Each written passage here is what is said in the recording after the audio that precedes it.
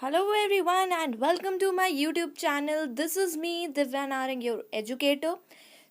आज से मेरा पहला जो YouTube की सीरीज़ है जिसमें मैं वीडियोस डालूंगी रिलेटेड टू योर एनसीईआरटीज़. आप देख सकते हो how to cover NCERTs for the government exams. आज से एक प्रॉपर एजुकेशनल वीडियोस यहाँ से स्टार्ट होंगे where I will be taking up all the NCERTs. जितने भी गवर्नमेंट एग्ज़ाम से रिलेटेड आपको ज़रूरत होगी यूपीएससी एग्ज़ाम में, स्टेट पीएससी एग्ज़ाम के लिए, और साथ ही साथ जो स्कूल गोइंग स्टूडेंट्स हैं वो सारे लोग ये वीडियोस को रेफर कर सकते हो. तो let's begin with today's course and I hope आप लोगों को मेरे लेसन्स पसंद आएंगे. Welcome to my YouTube channel. This is me Divya Narang, your educator.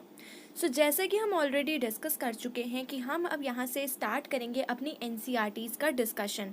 ठीक है, तो सबसे पहले आई शुड टेल यू कि ये किसके लिए स्पेशली हेल्पफुल रहेगा.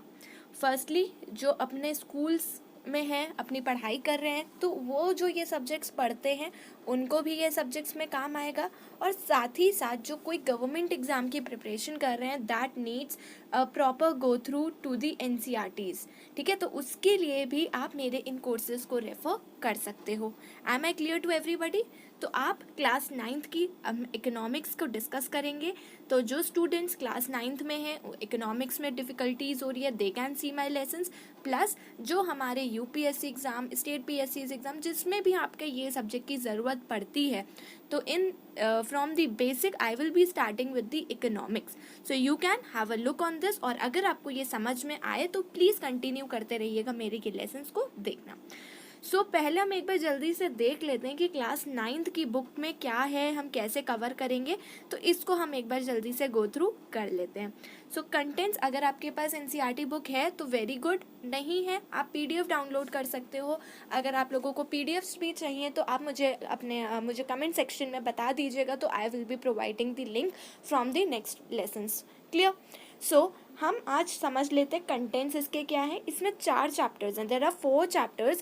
पहला है study of this village Palampur, जहाँ पे हम एक पालमपुर के विलेज को लेकर हम समझेंगे कि वहाँ पे क्या क्या चीज़ें, कैपिटल, लेबर, लैंड, जो हमारे नेचुरल रिसोर्सेज हैं, हमारा जो ह्यूमन कैपिटल है, हम इन सबको एक कॉन्सेप्ट्स के थ्रू समझेंगे. जैसे कि आप जानते हो कि एनसीईआरटी बहुत बेसिक बुक है. ठीक है, स्पेशली जो प्रिपरेशन कर रहे हो उनके लिए स्पेशली आई शुड से कि वो बेसिक से स्टार्ट है, लेकिन वो आपका क्लैरिटी मेंटेन करने के लिए बहुत ज़्यादा ज़रूरी है इसको गो थ्रू करना. फर्स्ट चैप्टर में हम स्टोरी ऑफ विलेज पालमपुर के थ्रू कॉन्सेप्ट समझेंगे कि लेबर क्या है, नेचुरल रिसोर्स जो हमारे लैंड है वो क्या है, लेबर, ह्यूमन कैपिटल, और ये सारी चीज़ें हम कॉन्सेप्ट्स यहाँ से समझेंगे. And then we will begin with chapter number 2, people as a resource. अब हमारा ह्यूमन कैपिटल है, जो हमारा एंटरप्रेन्योरशिप की कॉन्सेप्ट आती है, वो चीज़ हमारी आ जाती है पीपल एज अ रिसोर्स के चैप्टर में. हम उसको अच्छे से गो थ्रू करेंगे. And then we will continue with chapter number 3, poverty as a challenge. Poverty आप समझ रहे हो कि हमारे यहाँ देश में जो पॉवर्टी की प्रॉब्लम है, उस क्या चैलेंजेस है, इसको कैसे फेस किया जाता है, ये सारी चीज़ें हम इसमें पढ़ने की कोशिश करेंगे. And then comes your last chapter, chapter number 4, food security in India.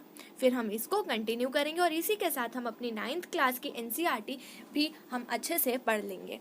ठीक है, तो ये हमारा था brief overview for this lesson. अब हम समझते हैं ब्रीफली चैप्टर नंबर 1 में है क्या. Everybody clear? एंड अगर आप लोगों को लेसन समझ में आ रहा है या कोई भी डाउट्स हो, आप कमेंट सेक्शन में अपने डाउट्स लिख सकते हो, जिससे कि मैं आपके डाउट्स वहीं रिजॉल्व कर दूँ. अदरवाइज़ अगर वहाँ नहीं हो पाएगा तो मेरा जो नेक्स्ट लेसन अब आपके पास आएगा, तो आपको उसमें आपके सारे क्वेरीज को जो भी होंगे वो पहले we will be taking up and then we will be beginning with a chapter. Clear everybody? Let's see chapter number 1, story of the village Palampur में क्या बोला गया है. ठीक है, तो chapter number 1, story of the village Palampur. Basically इसमें जो विलेज पालमपुर है, अगर आप बुक में भी देखोगे, ठीक है, I am not showing you the NCERT के pages, I will not be showing, but आप इसको गो थ्रू कर सकते हो एंड आप उसको रिलेट कर पाओगे मैं क्या कहना चाह रही हूँ. Story of village Palampur, basically ये एक हाइपोथेटिकल कॉन्सेप्ट, इसमें एक विलेज का नाम दिया गया है और उसकी स्टोरी के लोग बनाए गए हैं अलग अलग. आप देखोगे कैरेक्टर्स हैं उसमें, हर किसी की स्टोरी उसमें, बेसिकली जो गांव में लोग रहते हैं उनकी स्टोरी यहाँ पे डिपिक्ट की गई है. क्लियर? इसमें बेसिकली हमारा ये जो कॉन्सेप्ट हम पढ़ रहे हैं, हम इस कॉन्सेप्ट से हम यही समझेंगे कि कैसे ये कॉन्सेप्ट रिलेटेड है हमारे प्रोडक्शन से, ठीक है। इससे हम क्या समझेंगे कि कैसे हमारा कॉन्सेप्ट बना है हमारे प्रोडक्शन से। अब पालमपुर में जो स्टोरी बताई गई है उसमें बताया गया है कि बहुत से लोग हैं जिनकी मेन एक्टिविटी क्या है, उनकी मेन एक्टिविटी है फार्मिंग, वाइल कुछ लोग हैं जो नॉन फार्म एक्टिविटीज़ भी कंडक्ट करते हैं। तो ये चीज़ उधर बताई गई है। ओके ओके, तो इसमें क्या है, पालमपुर में है फार्मिंग जो कि उनकी मेन एक्टिविटीज़ है। उसके अलावा कुछ other scale, small scale manufacturing है, जैसे कुछ नॉन फार्मिंग एक्टिविटीज़ है जिसमें हमारा स्मॉल स्केल मैन्युफैक्चरिंग हो गया, डेयरी हो गया, ट्रांसपोर्ट हो गया, ये सारी चीज़ें भी परफॉर्म होती हैं गाँव में, but they are in limited scale, और इसको हम कहते हैं non farm activity. Clear everybody? Non farm activity हो या फिर फार्मिंग एक्टिविटी हो, बेसिकली दोनों में 4 इम्पॉर्टेंट रिक्वायरमेंट्स हैं। You should remember it very properly, because इसको किसी भी फॉर्म में आपसे पूछा जा सकता है, चाहे वो एग्ज़ाम्स के पॉइंट ऑफ व्यू से हो, चाहे वो क्लास 9th के पॉइंट ऑफ व्यू से हो, या फिर एग्ज़ाम्स के प्रिपरेशन के पर्सपेक्टिव से हो। सो बेसिकली इसमें हमारे पास 4 मेन चीज़ें होती हैं जिसको आप समझ सकते हो कि बेसिक हमें क्या चाहिए होता है, नेचुरल रिसोर्सेज। नेचुरल रिसोर्सेज हमारा लैंड हो सकता है जहाँ पे हम फार्मिंग करेंगे, या फिर हम कोई नॉन फार्मिंग एक्टिविटी भी शुरू करेंगे तो हम कहीं पे सेटअप तो करेंगे ना। सो that is what your natural resource, it can be your land, your air, your anything, जो भी नेचुरल रिसोर्सेज में आ सकता है। उसके बाद हमें चाहिए ह्यूमन एफर्ट। ह्यूमन एफर्ट मतलब लोग चाहिए जो काम करेंगे उस लैंड पे, that means they are labours जो वहाँ पे काम करेंगे। Then comes your money. Money in short is your capital, ठीक है। हमें कैपिटल की ज़रूरत है। पैसा कौन, हमने चलो लैंड हमारे पास है, हमने लोग भी ले लिए, लेकिन काम क्या करना है, कोई इन्वेस्टमेंट भी तो होगी ना, तो वो सारी चीज़ें हमारी आ जाएंगी कैपिटल में। और एक हमारा होता है ह्यूमन कैपिटल, दैट मीन्स यहाँ पे जो लोगों का दिमाग होता है। आपने तो सोच लिया कि मुझे एक स्कूल सेटअप करना है, but how will you setup, क्या क्या चीज़ें आपको चाहिए, क्या डिज़ाइन होना चाहिए, क्या इंटीरियर होना चाहिए, कहाँ पे क्या होना चाहिए, उसके लिए आपको कोई एक ऐसा पर्सन होता है जो ये सब सोचता है। दैट इज़ हमारे इंटरप्रेन्योरशिप की कह सकते हो कि इंटरप्रेन्योरशिप की वो आ जाती है। जो लोग अपना खुद का बिजनेस स्टार्ट करते हैं वो अपना ही पूरा डिज़ाइन करते हैं कि मुझे ये चीज़ें यहाँ पे चाहिए, ऐसा चाहिए। So that is all what comes under this requirements. Clear everybody?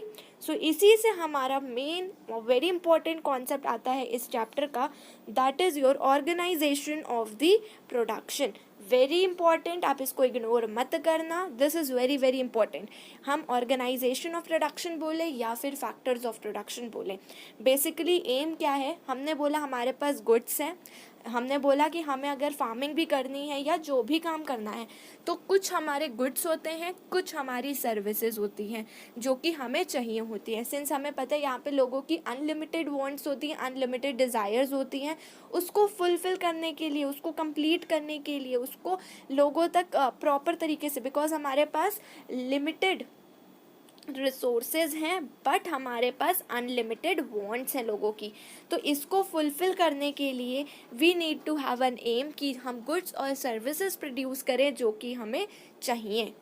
तो बेसिकली 4 रिक्वायरमेंट्स है या ऑर्गेनाइजेशन हमारी 4 चीज़ों पे चलती है जिसको हम कहते हैं production of goods and services. In short these are the factors of दी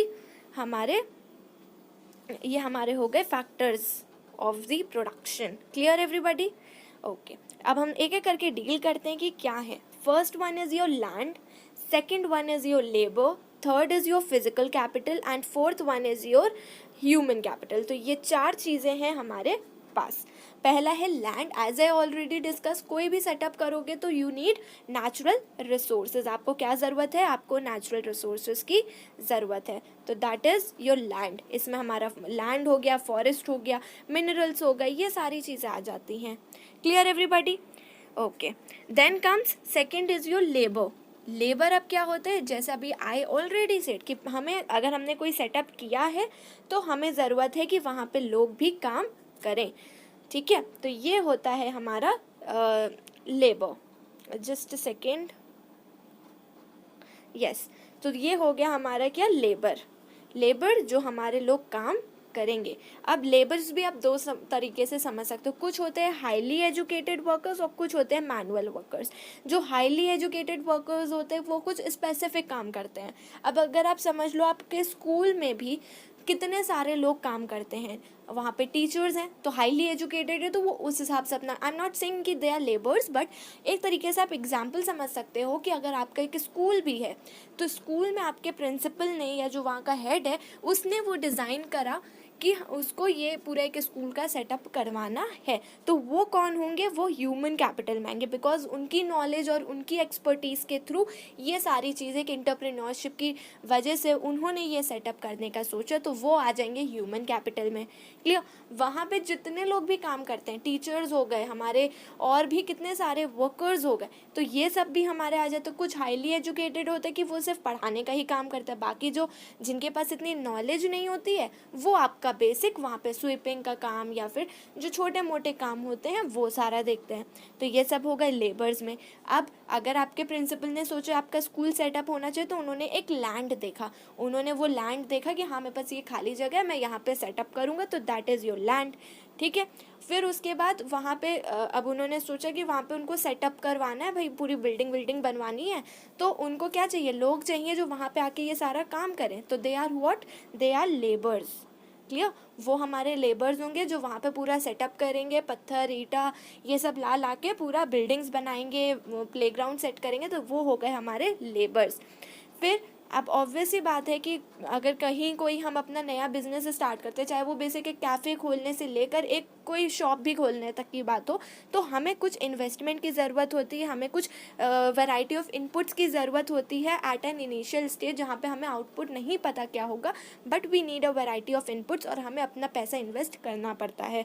तो वो हमारा आ जाता है फिजिकल कैपिटल में, जो कि वैरायटी ऑफ इनपुट जो हमें रिक्वायर्ड होती है at every stage during the production. It can be your fixed capital, it can be your working capital. Fixed capital जो आपके हमेशा एक बार आपने इन्वेस्ट कर दिया, आपके वो हमेशा वो वहीं पे यूज़ रहेगा, but there are some working capitals, ठीक है, जो आपको हर एक इनिशियल स्टेज पे ज़रूरत पड़ती है। Everybody clear with this. तो ये 4 चीज़ हो गई। लास्ट जैसे ह्यूमन कैपिटल आप समझ लो आपके प्रिंसिपल, उन्होंने एंटरप्रेन्योरशिप की कैपेबिलिटी थी, उनके पास नॉलेज थी, स्किल थी, तो उन्होंने ये सारा प्लान आउट करा, that is your human capital. Clear. इसी के साथ हम इस लेसन में वाइंड अप करते हैं इस लेसन पे, और नेक्स्ट लेसन में हम कंटिन्यू करेंगे फार्मिंग के बारे में। ठीक है, हम नेक्स्ट लेसन में क्या देखेंगे, हम फार्मिंग के बारे में समझेंगे, और वहाँ पे अब हमने अभी इन शॉर्ट समझ लिया 4 हमारे फैक्टर्स हैं, land, labour, physical capital and human capital. Next lesson से अब हम प्रॉपर इन डेप्थ समझेंगे कि लैंड में क्या आता है, हमारे ह्यूमन कैपिटल में क्या है, और उससे रिलेटेड जो भी कॉन्सेप्ट्स हैं वो अब हम नेक्स्ट लेसन में कंटिन्यू करेंगे। टिल दैट टाइम आप लोग ये कॉन्सेप्ट्स थोड़ा सा ही I have covered, but keep on revising. ठीक है, और अगर आपको मेरे ये लेसन पसंद आता है प्लीज़ एक बार लाइक ज़रूर कर दीजिएगा, जिससे मुझे एक अपडेट मिल जाए कि yes you are liking this lesson and you want many more lessons in future. ठीक है, और आपको कोई भी डाउट्स हो कमेंट सेक्शन में मेंशन कर दीजिएगा, और साथ ही साथ अगर आपको क्लास 9th की बुक का PDF भी चाहिए तो वो भी आप मुझे बता दीजिएगा। तो नेक्स्ट लेसन में व्हेन आई विल कम, तो I will share that link also in the description. So thank you everybody. Keep watching, keep learning. Have a wonderful day ahead. Bye bye.